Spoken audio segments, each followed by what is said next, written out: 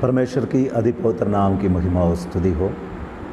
सुंदर शाम के समय के लिए परमेश्वर को धन्यवाद देते हैं।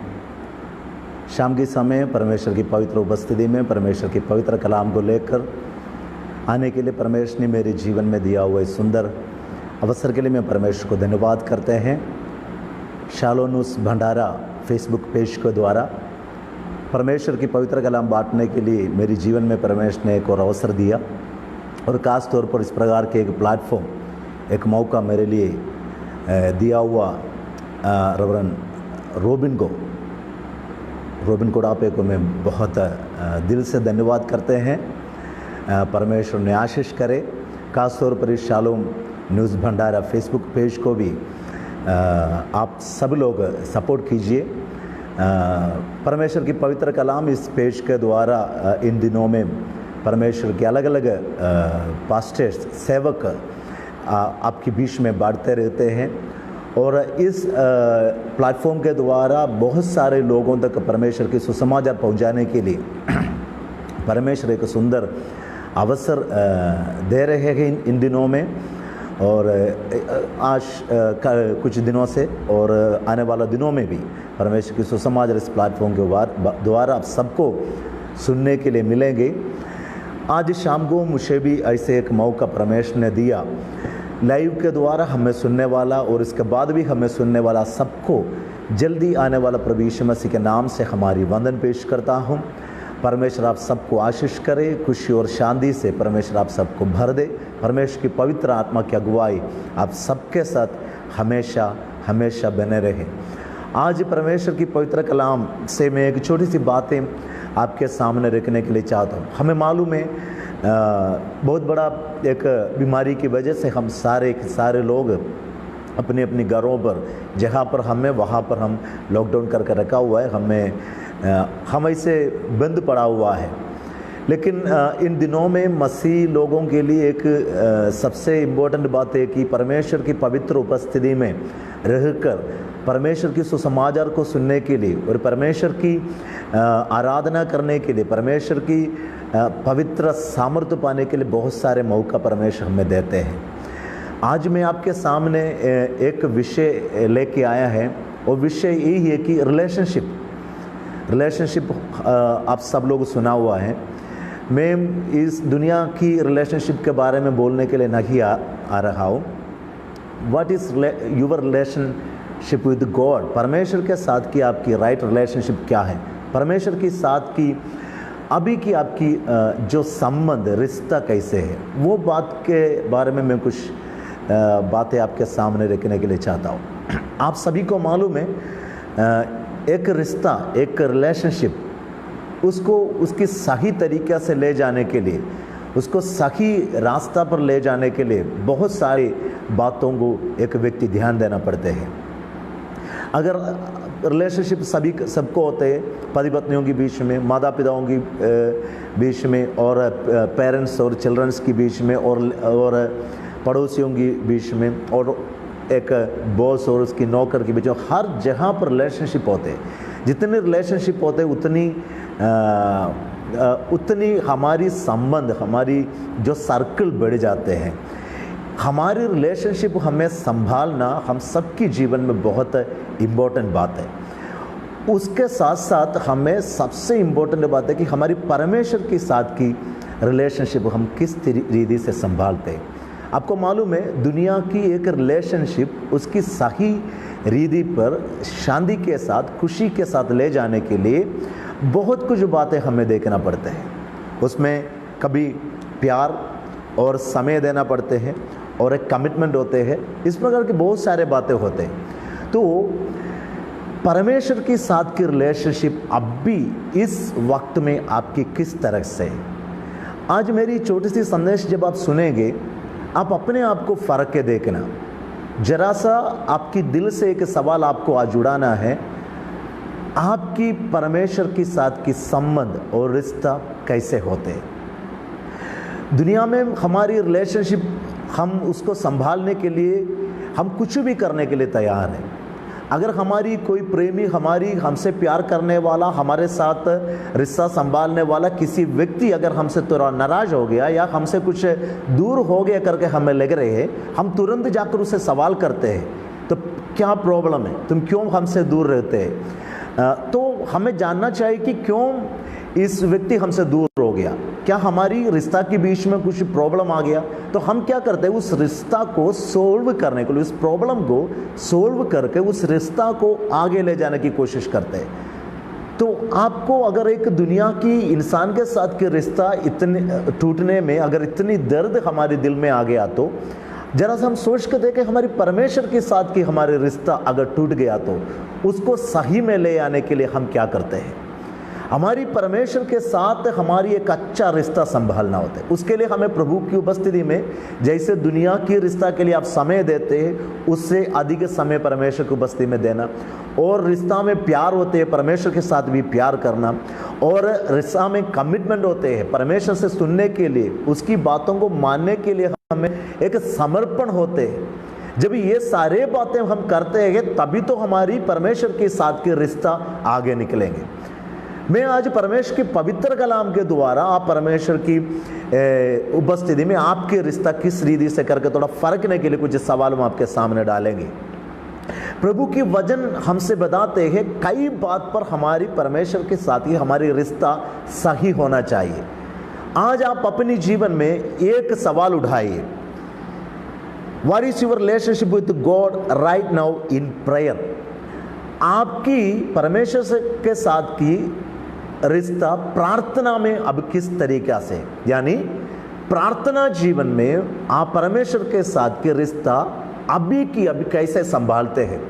शायद आपको बोलने के लिए होगा कि मैं बहुत समय प्रार्थना करता था, मेरी जीवन बहुत सारे प्रार्थना में लगे रहता था, मैं अच्छा से चर्च में अगर एक मौका मिला तो प्रार्थना करेंगे, और एक प्रचार करने के लिए मुझे एक मौका मिला तो मैं उस समय जाके प्रार्थना करेंगे। तो हम क्या करते हैं, हमें एक छोटी मोटी प्रार्थना के बारे में बोलने के लिए बहुत है, लेकिन परमेश्वर चाहते ही आपकी परमेश्वर के साथ की प्रार्थना की रिश्ता कितनी गहरा होते हैं, आप परमेश्वर से कितनी सुनते हैं, आप परमेश्वर से कितनी सुनने के लिए तैयार होते हैं, और परमेश्वर से कितनी आपकी बातों को बोलते हैं।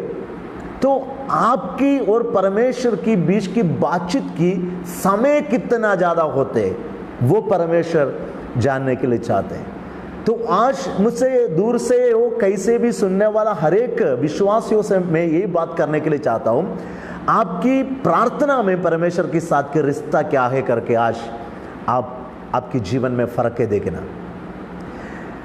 अगर आपको लग रही है प्रार्थना में आप और परमेश्वर के बीच की रिश्ता आपकी टूट गया, तो आज इस वचन सुनकर आपको वापस आना है।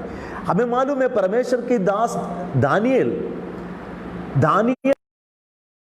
हमेशा प्रार्थना करते रहा। बहुत समय जब भी उनको समय मिलता था वो प्रार्थना में अपने समय को बिताता था। मैं कुछ दिन पहले एक परमेश्वर की सेवक के द्वारा एक संदेश सुना, तो उनमें उन संदेश में उस परमेश्वर की सेवक ने कहा, प्रार्थना एक ऐसे चीज़ है जो हमारी श्वास की जैसे होते हैं। श्वास बिना हमें 5 मिनट नहीं रुक सकते, वैसे ही ये प्रार्थना बिना हम कभी भी जी नहीं सकते हैं। एक शारीरिक इंसान को जैसे श्वास की जरूरत है उसकी जिंदगी को संभालने के लिए, उसकी जीवन को या उसकी शरीर की फंक्शन को संभालने के लिए, वैसे ही एक आत्मिक इंसान को उनकी जीवन संभालने के लिए प्रार्थना। आपको आज शाम को आपकी प्रार्थना जीवन के बारे में फर्क है देखना।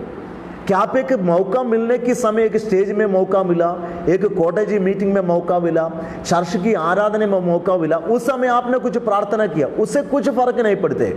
कई लोगों की प्रार्थना केवल जो उनकी घर के अंदर शाम को आधा घंटा या 1 घंटा जो फैमिली प्रेयर होता है उसमें सीमित होते हैं। उसके बाद प्रार्थना के बारे में कभी नहीं सोचते। नहीं तो सुबह उठने के समय 10 मिनट या 5 मिनट परमेश्वर से प्रार्थना करेंगे, आज मुझे संभालो। इससे ज़्यादा लोग कोई भी प्रार्थना करने के लिए तैयार नहीं। कई लोग केवल स्टेज मिले, कई ऐसे अवसर मिले तभी प्रार्थना करते हैं, लेकिन आपकी प्रार्थना की रिलेशनशिप परमेश्वर के साथ क्या है करके आज आपको फर्क है देखना। अगर आपको लग रही है आपकी प्रार्थना जीवन बहुत कम है, अगर आपको लग रही है आप प्रार्थना के साथ परमेश्वर से बातचीत नहीं कर पा रही हो, आज प्रभु की पवित्र कलाम सुनकर आपको वापस आना। परमेश्वर चाहते हैं उनके साथ प्रार्थना में एक अच्छे रिलेशनशिप बना के रखें। हम वचन पढ़ते हैं, वचन पढ़ने के समय परमेश्वर आपसे बात करते हैं, और प्रार्थना करने के समय आपकी सुनकर परमेश्वर आपसे बात करते हैं। आप किस तरीके से, किस मकसद से प्रार्थना करते हैं, ये सब कुछ परमेश्वर ध्यान रखते हैं। तो प्रार्थना में आपकी परमेश्वर के साथ की रिलेशनशिप क्या है करके आप अपने आप को फर्क देंगे। तो मेरी सब्जेक्ट यही आपको मालूम है, रिलेशनशिप परमेश्वर के साथ की आपकी राइट रिलेशनशिप इन प्रेयर में क्या है, अभी की पहले क्या था करके नहीं, आज आपकी संबंध और रिश्ता परमेश्वर के साथ क्या है। दूसरी बात है कि आराधना में आपके परमेश्वर के साथ के रिश्ता कैसे है। आराधना में in worship what is your right relationship with god in worship. आराधना में आपकी परमेश्वर के साथ की अभी की संबंध क्या है। तो ये एक बहुत बड़ा सोचने वाली बात है, आराधना क्या है, आराधना में आप और परमेश्वर के बीच में क्या संबंध होते हैं। कुछ लोगों के लिए आराधना ये चीज़ होते है, जब इतवार को चर्च में जाते हैं और वहाँ पर जो गीत गाते हैं सब लोग खड़े होकर या बैठकर इंस्ट्रूमेंट सब बजाकर, उस समय हम जो ताली बजाते हैं, उस समय हम जो गीत गाते हैं, वही आराधना। उसके आगे कोई आराधना किसी को मालूम नहीं। वो जो हम करते हैं वो नहीं आराधना, वो आराधना के एक भाग है। आराधना जो होते हैं हमारी जीवन की एक समर्पण है। हमारी जीवन की हर बात के द्वारा हम परमेश्वर को आराधना करते हैं। We are worshipping God. हम हमारे जीवन के द्वारा परमेश्वर की आराधना करते हैं। तो आपको आराधना में अभी आपकी रिश्ता क्या है परमेश्वर के साथ। सच्चाई में आप कितने साल पहले सच्चाई में आप आराधना कर दिया। आप जरा सा सोच के देखो, आप एक वर्शिप लीडर है, यानी आराधना लीड करने वाला व्यक्ति है। तो लीड करने वाला व्यक्ति शायद गीत गाते हैं, इंस्ट्रूमेंट्स बजाते हैं, लोगों को आराधना करने के लिए प्रोत्साहन देते हैं। क्या सचमुच में आप परमेश्वर को आराधना करते हैं? आप एक आराधना करने के लिए हर एक लोगों के साथ खड़े होकर मिलकर ताली बजाकर गीत गाने वाला व्यक्ति है। क्या आप अपने दिल से एक सवाल उठाए, क्या आप दिल से परमेश्वर को आराधना करते उस समय? क्या उस आप जो गीत गाते हैं, आप जो ताली बजाते हैं, क्या आपकी दिल कहीं ना कहीं तो भड़के नहीं गया और दुनिया की ओर, अपने घर की ओर, सामने खड़े होने वाला लोगों की ओर, स्टेज में खड़े होने वाला वर्शिप लीडर्स की ओर, इंस्ट्रूमेंट की आवाज की ओर, सेवक की ओर, आस पड़ोस में आपकी धाये भाई खड़े होकर आराधना करने वाले लोगों की ओर आपकी दिल भड़के नहीं गए? क्या सीधा सीधा आपकी दिल परमेश्वर की ओर गया? कितने समय पहले हमने पूरे दिल से हमारी परमेश्वर की आराधना किया। परमेश्वर चाहते हैं कि हमारी परमेश्वर के साथ की रिश्ता क्या है आराधना में, वो आप जांच के देखना। शायद हम सब बोलते हैं कि मैं आराधना करके आया, मैं संडे आराधना करके आया, मैं कॉलेज मीटिंग में आराधना करके आया। बहुत सारे लोग बोलते हैं हमें रोज आराधना है। ये आराधना नहीं है, ये फेलोशिप है। लेकिन उस फेलोशिप में आप परमेश्वर को कितनी आराधना करते हैं दिल से। फेलोशिप मीन्स हम सारे परमेश्वर के साथ एकत्रित होकर, प्रभु के लोग एकत्रित होकर उसकी महिमा करते हैं। लेकिन उसमें सचमुच में उसको कितनी महिमा हम दे रही है। हमारी दिल खोलकर पूरे दिल से हमारी परमेश्वर को हमने कब आराधना किया करके आज शाम को आपको फर्क है देखना। प्रिय आशीष, आराधना ये चीज़ है, आपकी दिल की आवाज़ उसके पास पहुंचाना और आपकी दिल भर के आप उसकी महिमा करना, वही होते आराधना। और आराधना यही होते आपकी जीवन के द्वारा आपको दिखाना है। गीत गाकर आराधना नहीं बनता, लेकिन जिंदगी जिसका होते उसकी गीत एक आराधना में बदल जाते। अगर आपकी जीवन सही है तो आप गाने वाला गीत परमेश्वर की ओर पहुंच जाते। नहीं तो आप जितना भी गीत गाए, जितना भी ताली बजाए, जो भी इंस्ट्रूमेंट्स यूज करे, वो आराधना नहीं बनते हैं। इंसान कई बार आराधना के बारे में गलत सोच कर रखा है। कुछ आवाज कुछ इंस्ट्रूमेंट्स बजाना, कुछ अच्छे गीत गाना, उसे आराधना बनते। प्रिय आशीष, दिल खोल के आपको आज सवाल उठाना, क्या परमेश्वर मैं सचमुच में कब आपसे दिल से आराधना किया? जब मैं आपकी उपस्थिति में बैठा था, मेरी दिल कहीं ना कहीं भी नहीं फड़का कि मेरी दिल आपकी ओर था। तो आज के संदेश में मैं ये भी आपको बताने के लिए चाहता हूँ, आपको फर्क है देखना आराधना में आप परमेश्वर के साथ के रिश्ता अभी कैसे है। परमेश्वर जब इस्राएल के लोगों को निर्गमन की किताब जब पढ़ते हैं, परमेश्वर उसको एक ही डिमांड रखा, बस यही था कि तुम मेरे लिए कुछ भी नहीं करना, तेरी पूरे दिल से मेरी आराधना करना। लेकिन हुआ क्या? वहां पर बिल्कुल उल्टा बातें हुआ। लोगों ने परमेश्वर से मुख से उसको पुकारा, मुख से उसकी स्तुति किया, लेकिन दिल से वो परमेश्वर से दूर गया। प्रभु ये नहीं कहा कि तू मुंह से मुझसे बोले, अगर मुंह से नहीं बोले तो भी तू दिल से पुकारे मैं सुनेंगे, दिल से मेरी आराधना करे मैं मानूंगा। लेकिन बिल्कुल गलत लोगों ने किया कि दिल से परमेश्वर से दूर रहा और मुंह से उसको पुकारने लगा। प्रिय आशीषों, परमेश्वर चाहते हैं कि हमारी आराधना हमारी दिल से हमारे पास पहुंच जाए, परमेश्वर के पास पहुंच जाए। हमारी परमेश्वर को अगर आपने एक हल्लेलुया बोला, एक आमीन बोला, तो आपकी दिल के अंदर से निकलने वाली आवाज होना चाहिए।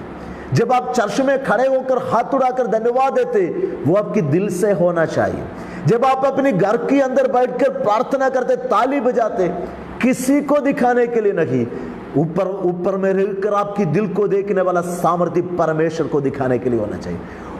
दुनिया में आपकी आराधना सुनकर देखकर लोगों ने बोला कि बहुत अच्छे आराधना की उन्होंने, उस पास्टर ने, उस विश्वासी ने अच्छा से आराधना करते, उस गवाही से आपके जीवन में कुछ भी मिलने वाला नहीं, जब तक आपकी आराधना पर परमेश्वर प्रसन्न नहीं होगी। आपकी आराधना इंसान को प्रसन्नता करने के लिए नहीं, बल्कि आपकी दिल खोलकर आराधना करके परमेश्वर को प्रसन्नता करना है। इसलिए परमेश्वर आज इस शाम की समय प्रभु की पवित्र कलाम के द्वारा आपसे बताने के लिए चाहता हूं कि आप फर्क देखो कि आराधना में आप और परमेश्वर के बीच के रिश्ता क्या है। अगर आपको लग रही है मैंने सचमुच में दिल से आराधना करके बहुत साल बीत गया, फला आप मुझसे मेरी आवाज सुनने वाला, आप एक अच्छे विश्वासी हो, आप एक पुराना विश्वासी हो, आप एक नया विश्वासी हो, भला आप एक पास्टर हो, आप एक बड़े पास्टर हो, इस सवाल आपकी दिल से आप पूछिए कि कितने साल पहले आपने दिल से परमेश्वर से आराधना किया। शायद आप गीत गाने के समय हजारों ताली बजाता होगा, शायद आपकी आवाज सुनकर बहुत सारे लोग अन्य भाषा में कुछ बोलता होगा, आपकी आवाज सुनकर लोग हल्लेलुया बोला होगा, लेकिन आप अपने आप को एक सवाल उठाइए कि दिल से मैंने कब मेरी परमेश्वर से आराधना कर दिया आखिरी समय।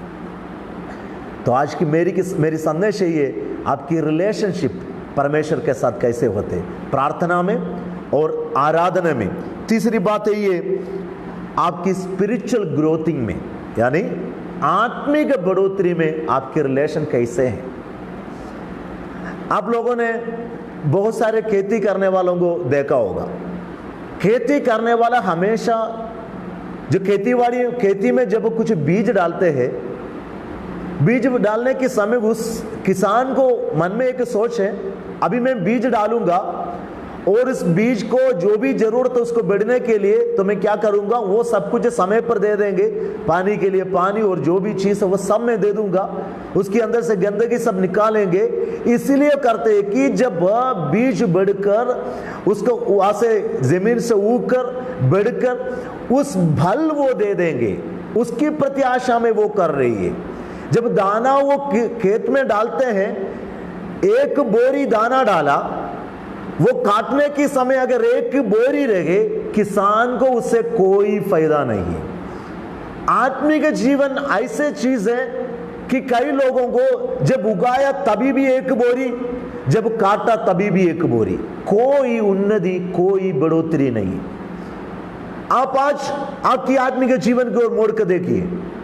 इस परमेश्वर की पवित्र कलाम सुनने वाला प्रत्येक लोगों को मैं अगुवाई करने के लिए चाहता हूं, आप आज एक सवाल आपसे कर लीजिए कि मेरी आत्मिक जीवन में क्या बढ़ोतरी है। क्या मैं 10 सालों से प्रभु में कुछ बढ़ोतरी मेरी जीवन में पाए? शायद मेरी चौपड़ी बदलकर मेरे को 4 कमरे की घर मिला होगा, मेरी साइकिल बदलकर मेरे को 2 व्हीलर मिला होगा, मेरी 2 व्हीलर बदलकर मुझे 4 पहिया वाला गाड़ी मिला होगा।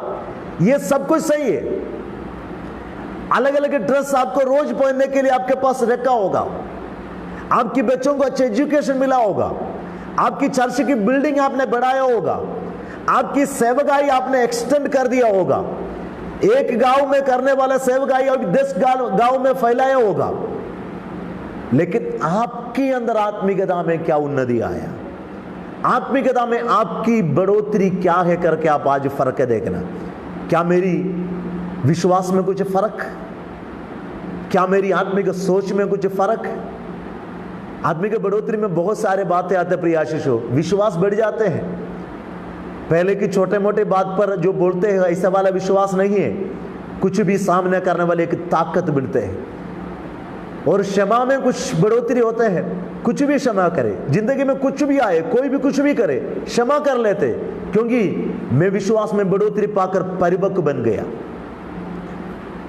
लोगों को दया करते हैं, लोगों की ओर आंखें बंद नहीं कर सकते मुझे। लोगों के कष्ट के सामने मैं मुंह मोड़ कर नहीं जा सकता हूं, क्योंकि मेरी आत्मिक बढ़ोतरी ऐसे में दिखाते हैं। मैं पड़ोसी के सामने, दुनिया के सामने एक दुनियादारी जिंदगी नहीं बिता सकता, क्योंकि मेरी उस समय की आत्मिक जीवन नहीं, अभी उसमें बदलावट आ चुका है, बढ़ोतरी आ चुका है। मैं परमेश्वर के पास और नजदीकी में पहुंच गया और परमेश्वर की वचन की और गहराई मुझे समझ में आ गया। आज भी मैं परमेश्वर की उस पुरानी बातें और जो मेरे को बचपन में जो संडे स्कूल में सिखाई उस बात पर मैं अभी नहीं रहता हूं। मेरी सोच में, वचन पढ़ने की तरीका में, वचन बोलने की तरीका में, आराधना करने की तरीका में, प्रार्थना करने की तरीका में बदलावट आया। वो ही है मेरी आत्मिक बढ़ोतरी। तो इब्रानियों की पत्र में ऐसे लिखा है परमेश्वर की दास ने, समय के हिसाब से अगर देखे तो आप सारे सेवक बनना चाहिए, शिक्षक बनना चाहिए, लेकिन अभी भी बच्चों की तरह सोचते हैं। क्या हमारी सोच में कुछ बदलावट? आत्मिक जिंदगी की बढ़ोतरी यही होते है प्रिय आशीषों, हमारी हर एरिया में बदलावट दिखना। हम लोगों को आसानी से क्षमा कर लेते अगर आत्मिक परिपक्वता हमारे में आ गया तो। हम किसी से वाद विवाद नहीं कर सकते, क्योंकि वो आत्मिकता की एक बढ़ोतरी की, परिपक्वता की एक स्वभाव है। हम लोगों से नफरत नहीं रख सकते, वो हम अन्य जातियों से भी नफरत नहीं रख सकते, शत्रुओं से भी नफरत नहीं रखते। विश्वासियों को कभी शत्रु नहीं होते। वो सब कुछ इसलिए होते कि आत्मिकता में आपको ग्रोथिंग आ गया। आत्मिकता में अभी भी आप शिशु है तो हर बात में हम कंप्लेंट करते रहेंगे, वो मुझे वो नहीं दिया, वो मेरी वहां पर नहीं आया, वो मेरी बातें नहीं सुना। लेकिन आत्मिकता की बढ़ोतरी आप आज फर्क देखना। मैं एक, शायद आपने बहुत बड़ा जॉब करने वाला होगा, बड़े काम, अच्छे ऑफिस में, अच्छे चर्च की सेवक होगा और अच्छे बड़े परिवार में बड़े आदर में होगा, लेकिन कई बार उस बचपन के स्वभाव हमारे जीवन में आते हैं। उसमें बदलावट चाहिए प्रिय आशीषों। आत्मिक परिपक्वता में हम कितना बड़ा करके आज आपको फर्क देखना। ये मिलने के लिए आपको परमेश्वर को बस्ती में रहना हमेशा। यहाँ पर 3 बातें मैं आज बोला रिलेशनशिप के बारे में। आपको परमेश्वर के साथ प्रार्थना में क्या रिलेशनशिप है करके आज फर्क देखना। आपको परमेश्वर के साथ आराधना में क्या संबंध है करके फर्क देखना। आपको आपकी आत्मिक बढ़ोतरी में आज क्या रिश्ता है परमेश्वर के साथ करके फर्क देखना। एक और बातें मैं बोलूंगा। पहला यूहन्ना उसकी 5 अध्याय की 11 में, इन योर टेस्टिमनी, यानी आपकी गवाही में क्या रिश्ता है परमेश्वर के साथ। मेरी आखिरी पॉइंट है ये, समय की वजह से मैं वो पॉइंट बोलकर समाप्त करूंगा। आपकी रिलेशनशिप क्या है आपकी गवाही में। आप अपने बारे में शायद बहुत अच्छे से गवाही दे सकते हैं, मैं वो ही था, मैं ये आज वो बन गया, मैं बहुत ऐसे कुछ बातें करते हैं, मैं अगर सेवकाई के लिए खड़े हैं तो हसारा हिल जाते हैं, मैं लोगों को बहुत बांटते हैं, मैं कलीसिया की अच्छा खंबा है, पास्टर हर बात के लिए मुझे बुलाते हैं, मैं चर्च में बाकी सारे लोगों से अच्छा से आराधना करते हैं, मैं मेरी कलीसिया के सबसे अच्छा पवित्र व्यक्ति है।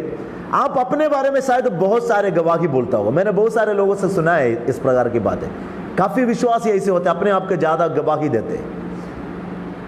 परमेश्वर की उपस्थिति में आपकी सच्ची गवाही क्या होते हैं?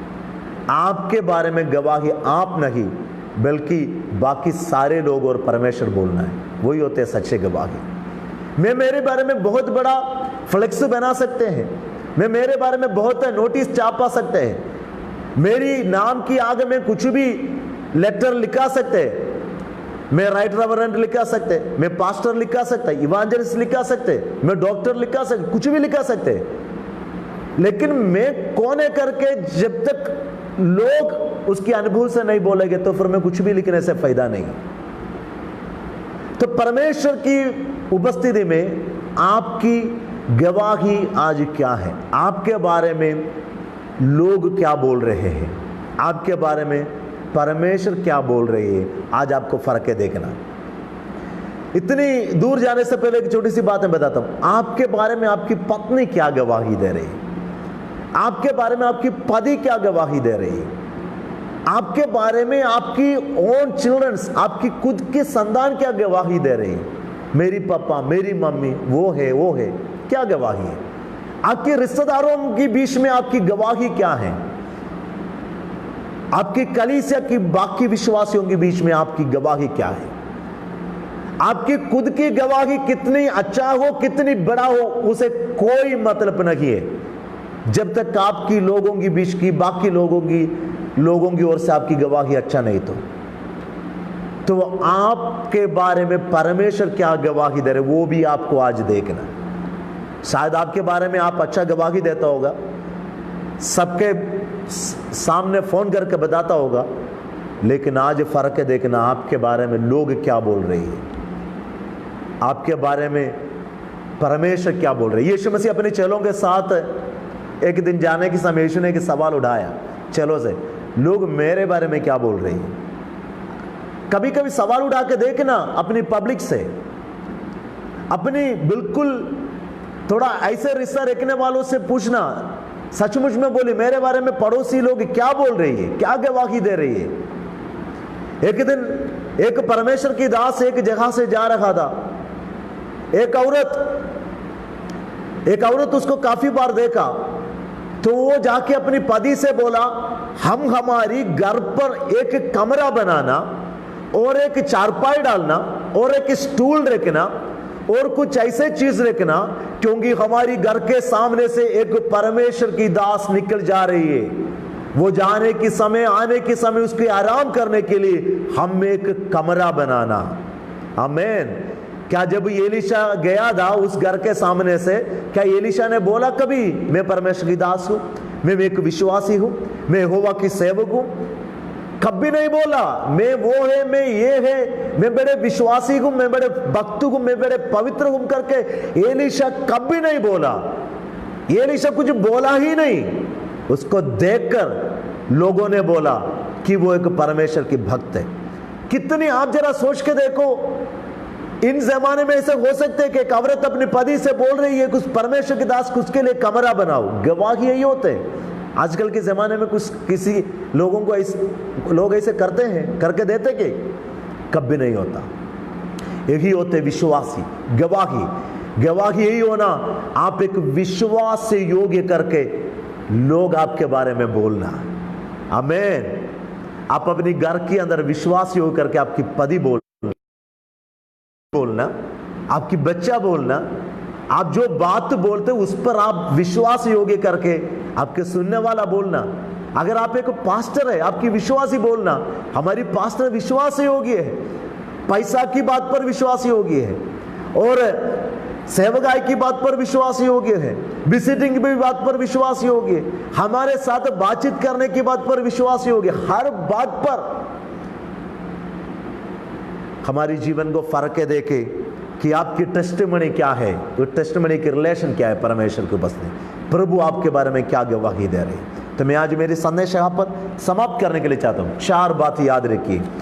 आपकी राइट रिलेशनशिप विद गॉड क्या है, प्रार्थना में और आपकी आराधना में और आपकी आत्मिक बढ़ोतरी में और आपकी गवाही में परमेश्वर के साथ की आपकी रिलेशनशिप क्या है।